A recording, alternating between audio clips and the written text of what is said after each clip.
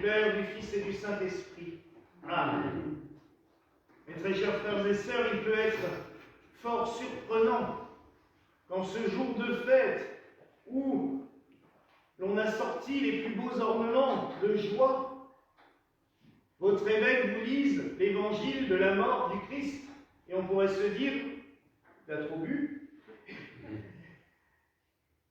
Mais non, c'est bien par la mort de notre Seigneur Jésus-Christ que nous sommes toutes et tous appelés à être ressuscités des morts, à revivre, à reprendre cette vie que le Christ nous a donnée, que le Créateur nous a donnée. Et c'est cette tradition très ancienne dans l'Église de France qui veut que Saint Joseph, nos frères orientaux pensent de même, qui veut que Saint Joseph ait été ressuscité des morts le jour de la crucifixion et de la mort de son fils adoptif, et qu'il était parmi ces saints et ces justes qui se sont levés du tombeau. Il n'y a pas de trace dans les évangiles à part ce texte. Mais, étant donné que tout au long des évangiles, les quelques bribes de paroles qui nous parlent de Joseph nous précisent toujours « c'était un homme juste ». Et le terme « juste » pour les Hébreux est sans aucun doute le plus grand et le plus beau des qualificatifs qu'on peut donner. Encore maintenant, quand quelqu'un est nommé juste d'Israël pour avoir sauvé durant la Shoah ou pour d'autres mérites, c'est qu'il est considéré comme le plus grand. Cette fête du trépas de Saint Joseph,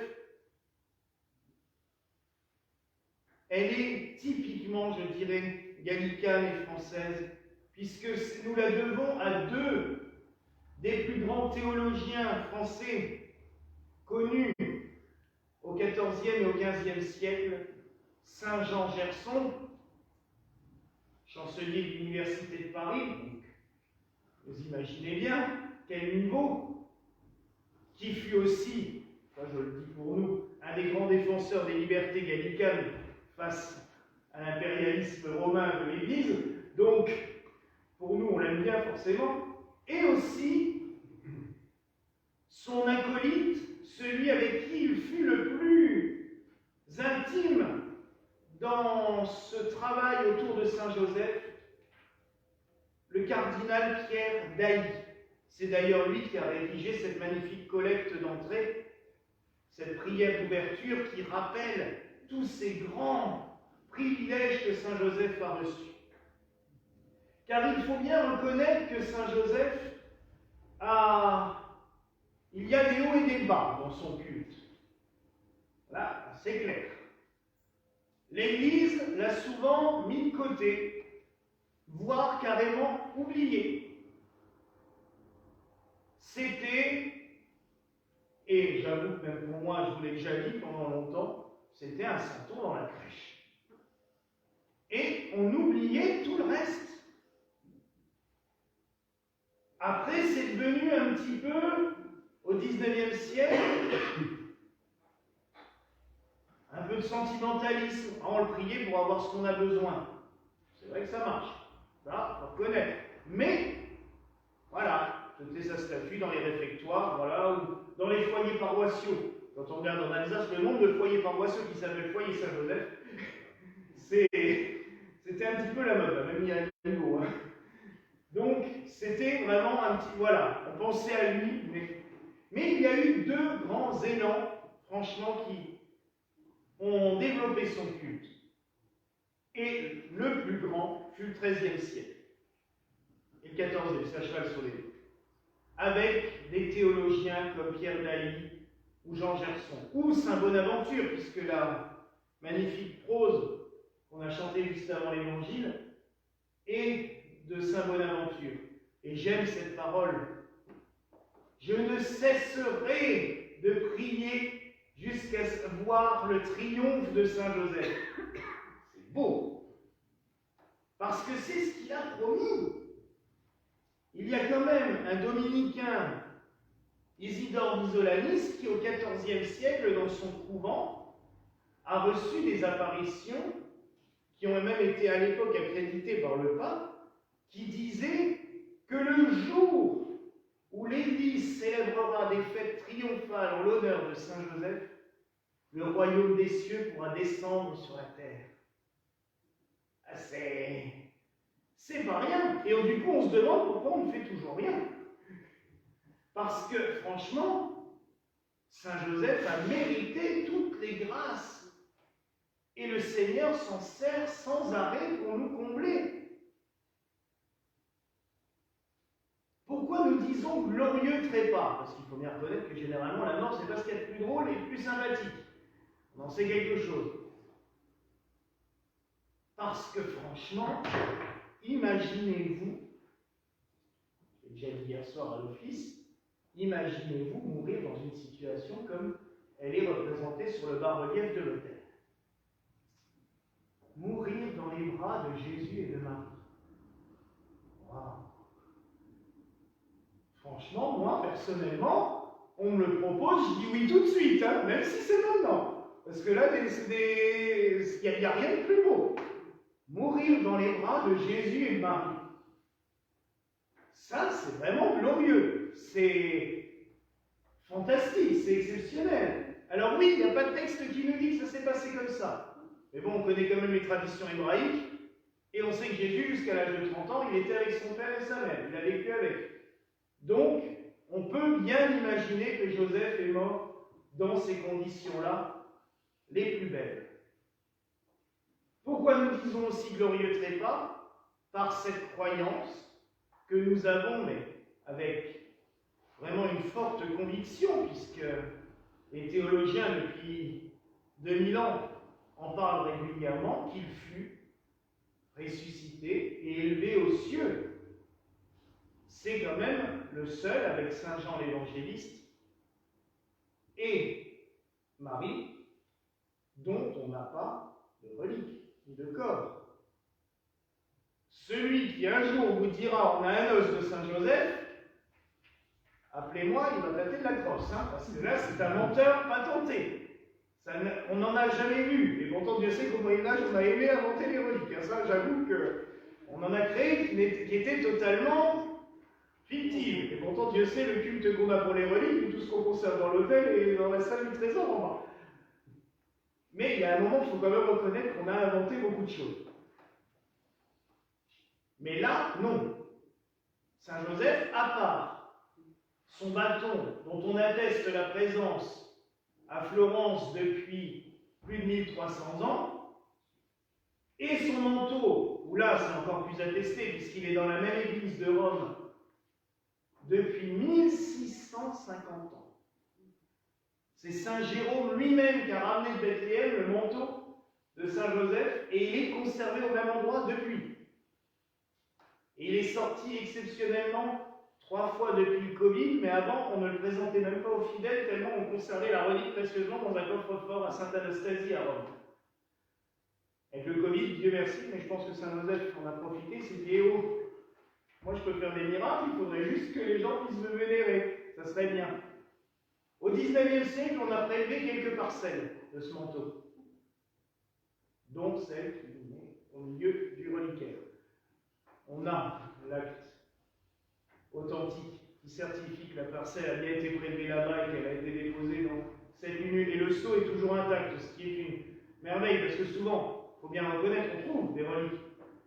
Mais soit que le sceau est brisé, donc on n'a aucune certitude que ce qui est dedans est vrai, ou il n'y a pas l'acte authentique à côté qui a été fait par l'évêque. Donc, on aura toujours un doute. Là, on a vraiment eu ce privilège d'avoir l'acte authentique avec le sceau qui correspond à celui qui est sur le reliquaire. Donc, ça n'a pas été touché depuis ce jour-là, ce qui est une grâce.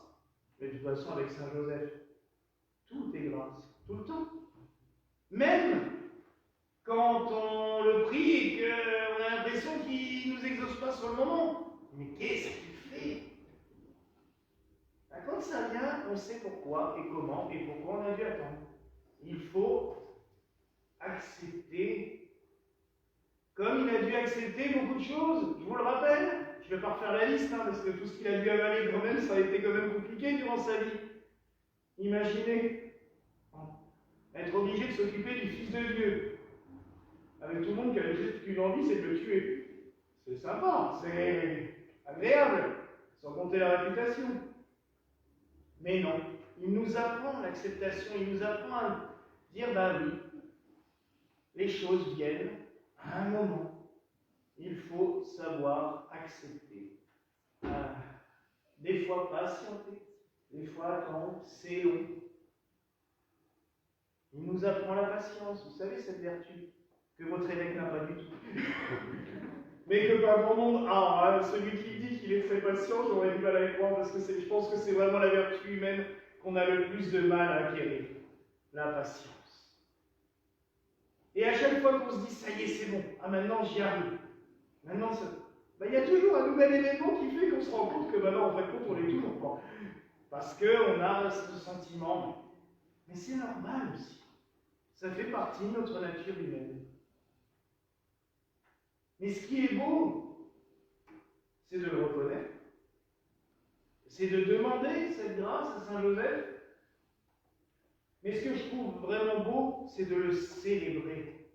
Alors oui, nous ne sommes pas toujours des grandes foules encore, mais ça viendra avec le temps encore plus.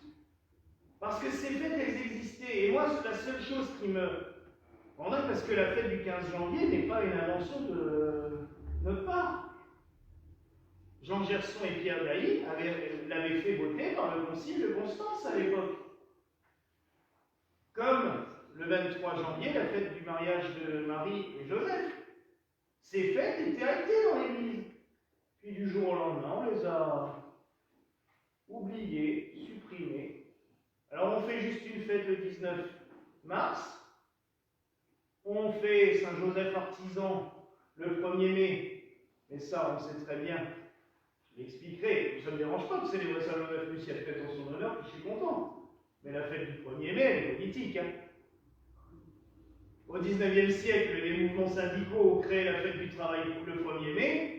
Et les papes, quelques 50 ans après, ont dit bon, on va faire une fête de Saint-Joseph artisan ce jour-là, comme ça ramènera les gens à l'église plutôt que d'aller manifester. Moi, ça ne me dérange pas qu'on célèbre Saint-Joseph artisan. La preuve, on va lui construire un oratoire dehors en son honneur. Mais voilà, les deux fêtes qui existent actuellement dans le calendrier traditionnel, ça manque de quelque chose. Là, ces fêtes-là, on suit sa vie. On se rappelle que Joseph n'est pas qu'un personnage comme ça qui est passé par là à un moment donné.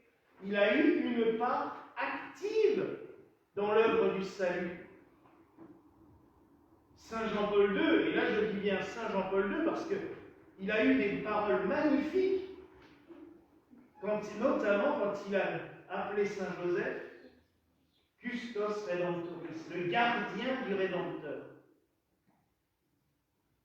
Oui, autant que Marie a sa part dans l'œuvre de rédemption, autant que Saint Joseph l'a eu aussi. Sans lui, l'œuvre de rédemption du Christ ne pouvait pas se faire. Il fallait que Jésus ait sa place parmi les hommes. Et le seul apte à lui donner cette place, c'était Joseph. Marie aurait fait son enfant toute seule dans son coin, il n'aurait été reconnu et accepté par personne. Dans la mentalité de l'époque, c'était un bâtard. Et point barre. Et tout ce qu'il aurait pu faire ou dire, non. Là, c'était... Et des fois, l'Évangile le traduit mal quand il dit... on prend ça comme une injure quand on dit « Mais c'est le fils du charpentier de Nazareth ». Mais à l'époque, en Israël, tout le monde savait aussi que le charpentier de Nazareth était de la descendance de David. C'était une famille de descendance royale. Et le mot charpentier, je vous l'ai déjà dit, est faux. Les évangiles parlent de tecton, donc le maître d'œuvre de Nazareth, celui qui pratique tous les métiers de la construction, qui est capable de vous construire un palais. Alors c'est vrai, moi aussi j'aime bien l'image de Joseph en train de travailler dans son atelier. La preuve, on a réussi à trouver une très belle statue qui sera dans l'atelier. Parce que oui, à l'époque, le tectone savait tout faire. Il pouvait faire du fer, il pouvait couper le bois, il était ébéniste, il était menuisier, il était tout. Il avait dû apprendre tous ces métiers et il les a appris à Jésus. L'Évangile nous le dit. Mais quand on dit « Ah, c'est que le fils du charpentier de Nazareth », non, c'est le fils du charpentier de Nazareth. Ok, c'est pas rien.